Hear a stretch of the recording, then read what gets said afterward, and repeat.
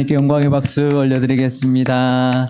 우리 옆사람과 인사하시겠습니다. 반갑습니다. 축복합니다. 사랑합니다.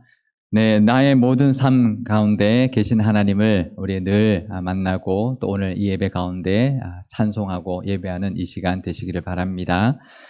요즘 우리 교회는 고린도후서의 말씀을 묵상하고 있는데요. 우리가 성경을 읽다 보면 의문이 가거나 이해가 잘 안 되는 그런 부분들이 있을 때가 종종 있습니다. 오늘 본문도 좀 그런 부분이 있는 그런 말씀인데요. 제가 신학교에 가서 가장 좋았던 것 중에 하나는 신앙생활하면서 그동안 궁금했던 것들을 교수님들께 직접 물어볼 수 있는 것이었습니다. 교수님들마다 전공 분야가 다 있거든요. 그래서 그 교수님의 강의를 듣다가 제가 궁금했던 것, 평소에 궁금했던 것들이 나오면 그때 제가 질문을 했는데요. 그럴 때마다 정말 명쾌한 답을 통해서 정말 그 궁금증을 해소할 수 있었습니다. 예를 하나 드리면 이런 건데요. 삼위일체 교리가 사실 이해하기가 쉽지 않습니다. 뭐 여러 가지 이야기가 있는데 그 수업을 듣다가 제가 교수님한테 이렇게 물었습니다. 성부, 성자, 이 성령 삼위일체 하나님을 벤 다이어그램으로 이해한다면 이런 거냐. 그래서 제가 그림을 보여드리겠습니다. 성부 하나님, 성자 하나님, 성령 하나님이 하나인데 이렇게 연결되어서 하나인 이런 벤 다이어그램 같이 이해하면 되냐 이렇게 물었습니다. 황당했을 거예요, 그죠? 아마 처음 받아보는 질문일 겁니다. 제가 공학도 출신이니까 좀 이해를 하려고 저런 개념인가 이렇게 이제 물었더니 정말 황당한 질문이지만 교수님은 뭐 이런 질문을 하나 이렇게 무시하지 않으시고 아주 친절하게 아주 설명을 잘 해주셨는데요. 어떨까요? 저런 그림은 아니다라는 거예요. 그러면 벤 다이어그램으로 삼일체를 설명한다면 어떤 그림일까요? 그 교수님이 사실 이게 우리가 이해할 수 있는 그런 영역은 아니다. 우리가 우리의 상식으로, 우리의 지혜로 깨달을 수 있는 건 아니지만 굳이 벤 다이어그램으로 한번 설명해 보라고 하면 이런 그림이다. 이렇게 보여주셨습니다. 직접 그려주셨어요. 성부 하나님, 성자 하나님, 성령 하나님.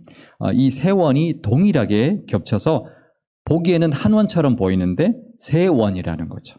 그러니까 세 분이지만 서로 다른 부분이 하나도 없고 겹치지 않는 부분이 하나도 없는 것이 삼일체 하나님의 모습이다. 이렇게 알려주셨습니다. 그래서 제가 명쾌하게 아주 명확하게 이제 이해하게 되었는데요. 그렇습니다. 우리 하나님은 그런 하나님입니다. 세 분 하나님께서 온전히 하나 되셔서 우리와 함께 하시고 우리를 인도해 주시고 또 이끌어 주시는 분이신데요. 제가 했던 또 하나의 질문은 이것입니다. 오늘 본문과 연결되어 있는 질문인데요. 하나님을 믿고 교회를 다니는데 신앙생활 잘 하지 못하는 분들, 교회도 매주 못 나오고 봉사는 거의 안 하고 그렇게 평생을 살다가 천국 가면 어떻게 되느냐라는 질문이었습니다. 과연 그런 분들이 천국 가면 어떻게 될까요? 오늘 본문은 우리가 죽으면 다 하나님의 심판대 앞에 서게 될 것이고 각각 선악간에 그 행한 대로 판단을 받게 된다라고 말씀하고 있는데요. 고린도후서 5장 10절 말씀입니다. 이는 우리가 다 반드시 그리스도의 심판대 앞에 나타나게 되어 각각 선악간에 그 몸으로 행한 것을 따라 받으려 함이라. 어떠세요? 이 말씀이 좋게 들리시나요? 우리가 선한 일에 대한 상급을 받지만 선악간에 행한 것을 우리가 따라서 판단받게 된다라고 하면 우리가 행한 죄와 허물에 대해서는 어떻게 되는 걸까요? 과연 우리는 하나님 앞에 갔을 때 상급만 받을 만한 그런 사람이다 자신 있게 말할 수 있을까요? 마태복음에 보면 달란트 비유가 나오는데 한 달란트를 주인에게서 받아서 그것을 땅에 묻어두었던 사람에게 그 주인이 이렇게 말을 합니다. 마태복음 25장 30절 말씀입니다. 이 무익한 종을 바깥 어두운 데로 내쫓으라. 거기서 슬피 울며 이를 갈리라 하니라. 그러니까 이 한 달란트를 그냥 묻어둔 사람에게 이 무익한 종을 당장 내쫓아라라고 했는데요. 이 바깥 어두운 데가 어딜까요? 천국의 한쪽 귀퉁이 어두운 골방 같은 데일까요? 이 천국이 아닌 곳이죠. 아니 하나님이 맡기신 것을 제대로 감당하지 못했다고 천국에서 살지 못하고 쫓겨난다면 어떻게 되는 걸까? 이게 사도 바울 같은 사람이 한 말이 아니라 예수님이 직접 하신 말씀이거든요. 또 예수님은 마태복음 22장에서도 혼인잔치 비유에서 이와 비슷한 이야기를 하셨습니다. 임금이 베푼 혼인잔치에 초대받은 사람들이 있었는데 이 핑계 저 핑계 대면서 오지를 않자 종에게 이제 이야기를 합니다. 길거리 나가서 막 되는 대로 사람들 다 혼인잔치에 초청해서 오게 해서 이 잔치에 손님이 가득하게 해라라고 명을 내렸습니다. 그래서 종이 나가서 임금의 잔치에 올 만한 자격도 없는 그럴 만한 사람이 아닌 사람들까지 다 불러서 그 잔치가 북적거리기 시작했는데요. 그런데 임금이 와서 보니까 예복을 입지 않은 사람이 있어서 그 임금이 이렇게 말을 합니다. 마태복음 22장 13절 말씀입니다. 임금이 사환들에게 말하되 그 손발을 묶고 바깥 어두운 데에 내던지라. 거기서 슬피 울며 이를 갈게 되리라 하니라. 아니 예복 안 입고 왔다고 당장 묶어서 바깥 어두운 데 당장 내던져서 혼인잔치에서 당장 내쫓아버리라 했던 것이죠. 이건 역시 천국잔치에 참여하지 못하게 되는 그런 모습인 건데요. 그럼 과연 우리 중에서 저는 혼인잔치에 참여할 자격이 있습니다라고 당당하게 말할 수 있는 사람이 있을까요? 우리가 하나님 앞에 갔을 때, 심판대 앞에 섰을 때 하나님, 저는 천국에서 살 자격이 있습니다. 저는 상급받을 만한 사람입니다. 이렇게 자신 있게 말할 사람이 과연 얼마나 될까요? 그러면 이 말씀, 우리가 천국 가서 하나님 심판대 앞에서 선악간에 판단받게 된다는 이 말씀이 점점 무섭게 다가오기 시작하죠.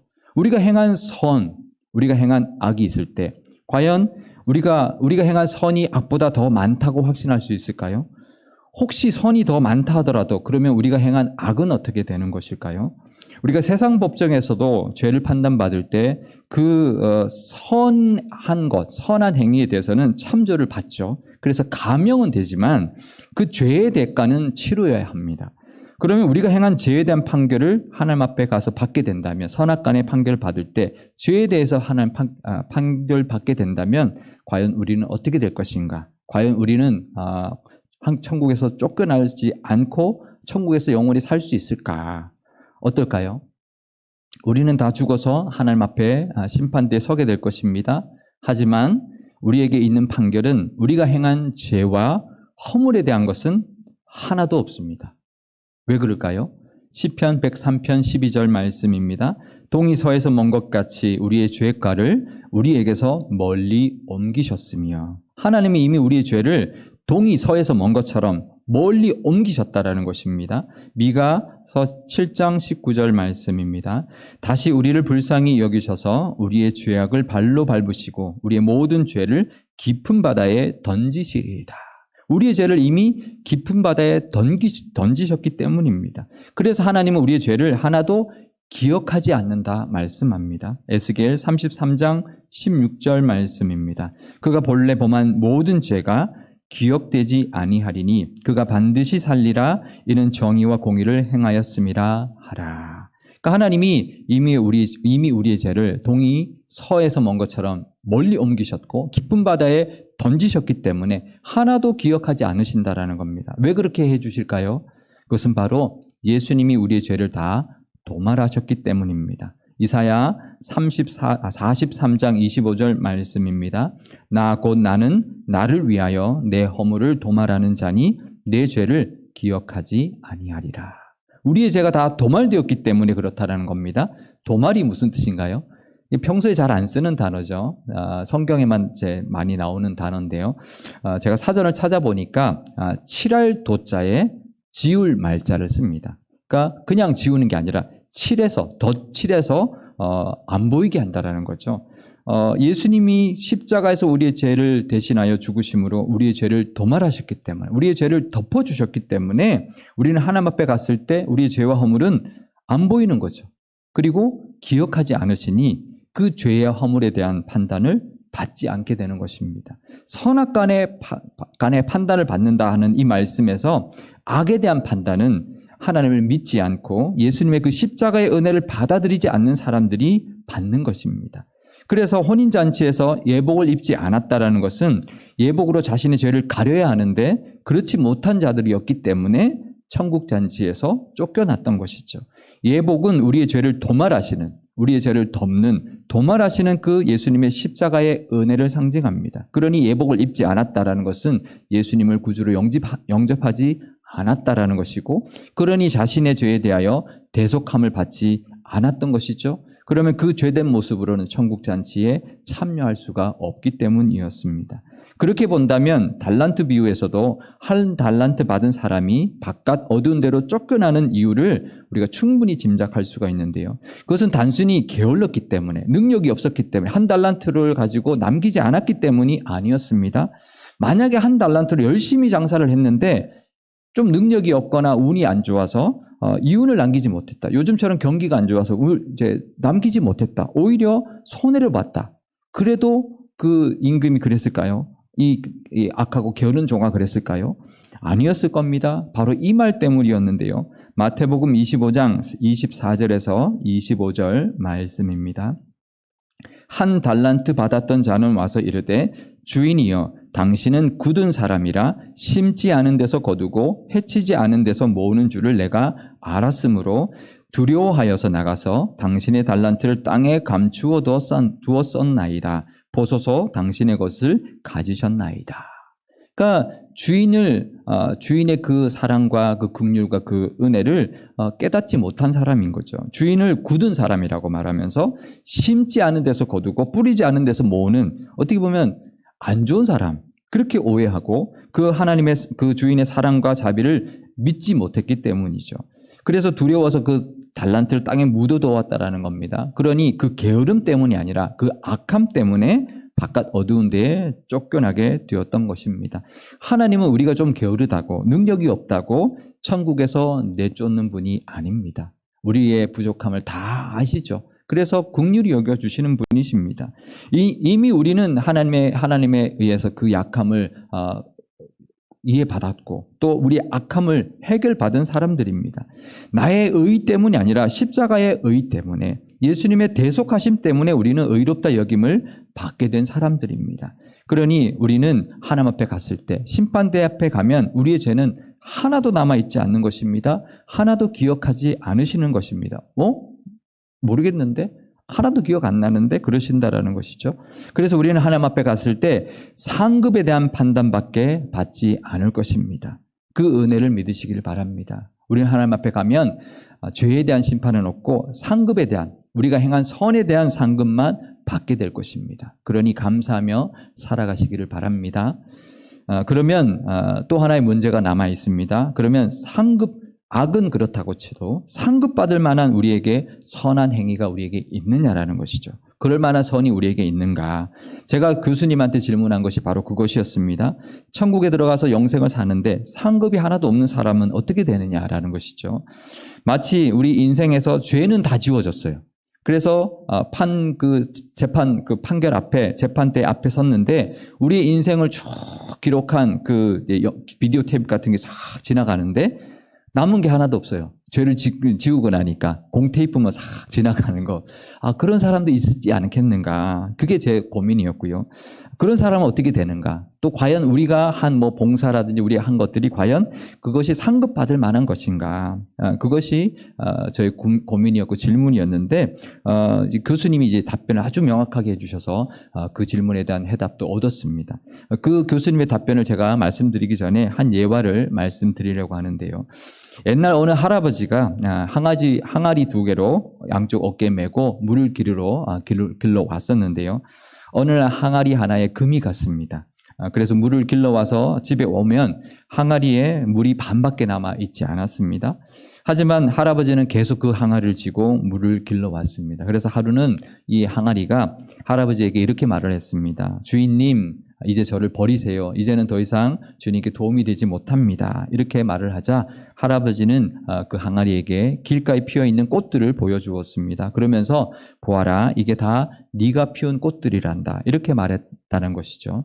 그래서 항아리가 제가 언제 이 꽃들을 갖고 왔나요? 저는 그런 적이 없습니다. 라고 했더니 할아버지가 하는 말이 내 몸에 상처가 났을 때 내가 길가에 꽃씨를 뿌려놓았지. 그래서 네가 흘린 그 물로 이 꽃들이 자라서 이렇게 아름다운 꽃길이 되었단다. 이렇게 말해 주었다라는 것이죠.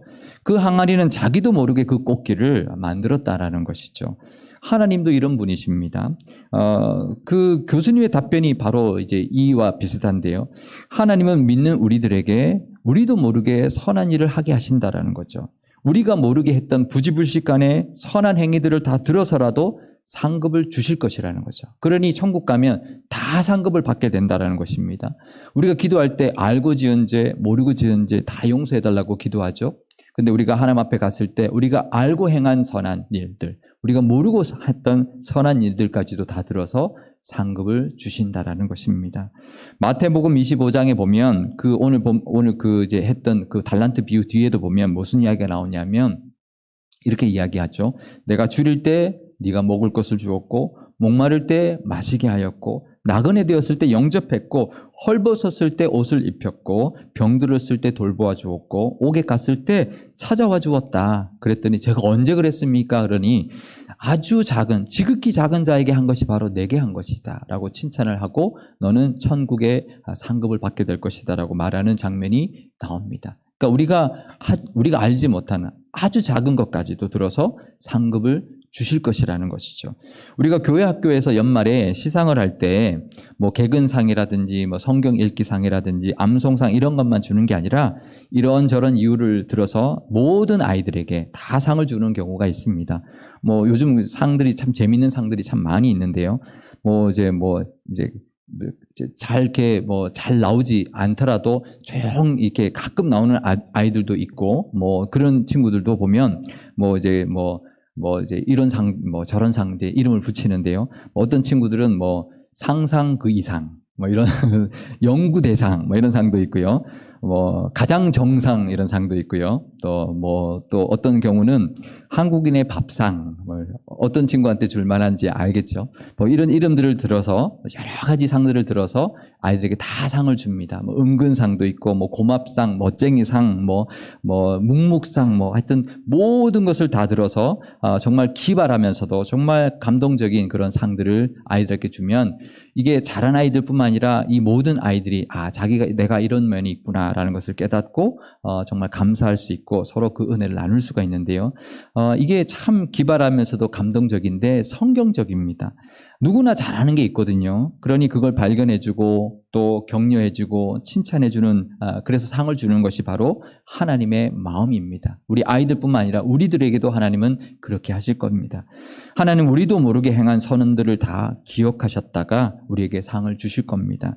우리 안에 성령님이 계시기 때문에 이 성령님께서 우리에게 감동을 주시고 인도해 주셔서 우리도 미처 깨닫지 못한 선한 일을 하게 하시고 하나님은 또 그것을 들어서 상급을 주실 것입니다. 그러니 오늘 이 말씀 하나님의 심판대에서 선악간의 판단을 행한 대로 판단받게 될 것이다라는 이 말씀은 우리가 두려워할 필요가 없습니다. 오히려 우리 모든 하나님 앞에 갔을 때 다 상을 받게 될 것이다라는 것을 확신하면서 기뻐하실 수 있기를 바랍니다. 우리 하나님 앞에 갔을 때 다 상급을 주실 겁니다. 너는 이래서 상급을 줄 거고 너는 저래서 상급을 줄 것이다. 다 상급을 주실 것입니다. 우리 하나님은 그런 하나님이십니다. 그러면 우리는 이제 어떻게 살아야 할까요? 우리는 하나님을 기쁘시게 살아야 한다고 사도 바울은 권면하고 있습니다. 고린도후서 5장 9절 말씀입니다.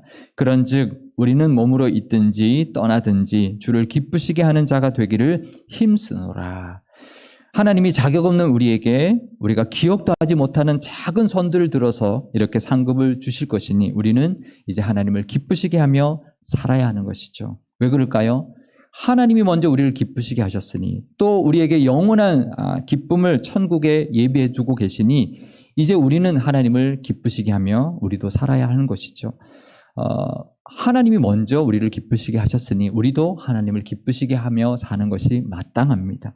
그리고 이 상급은 천국에서 받는 상급뿐만 아니라 이 땅에서도 우리가 누릴 수 있는 상급인데요. 성 어거스틴이 이런 말을 했습니다. 신앙은 보이지 않는 것을 믿는 것이고 믿는 것을 보고 즐기는 것은 이 땅에서의 상급이다. 그러니까 신앙은 우리가 보이지 않는 건 믿는데 믿는 것을 이 땅에서 보고 누리고 즐기는 것이 우리가 이 땅에서 누리는 상급이다라고 말을 했는데요. 우리가 하나님의 그 선하심과 예수님의 그 대속하심에 감사하면서 하나님을 기쁘시게 하며 살아야 합니다. 그런데요, 그러면 또 하나님의 그 모습을 들어서 또 상급을 주실 겁니다. 네가 또 이렇게 기쁘게 또 감사하며 살았구나. 또 상급을 더해 주시고 하늘에 그 상급을 쌓아놓고 계실 겁니다. 그러니 그 하나님의 은혜에 감사하면서 하나님을 기쁘시게 하며 살아갈 때 더 많은 상급을 주실 것이고 더 많은 상급을 예비해 주실 것입니다. 그것을 바라보며 살아가시는 우리 상일교회와 모든 교우들 다 되시기를 주님의 이름으로 축원드립니다.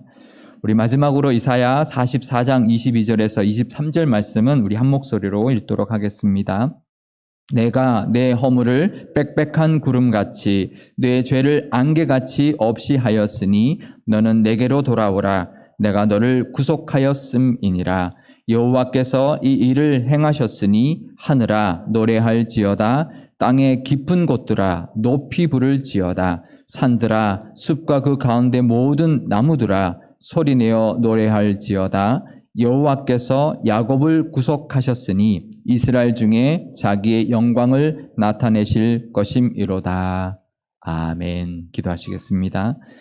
세상 모든 만물의 찬양을 받으시기에 합당하신 하나님 아버지, 죽을 수밖에 없었던 우리를 친히 찾아와 주셨고 우리의 허물을 빽빽한 구름같이 우리의 죄를 안개같이 없이 해 주셨으니 그 은혜에 감사드립니다.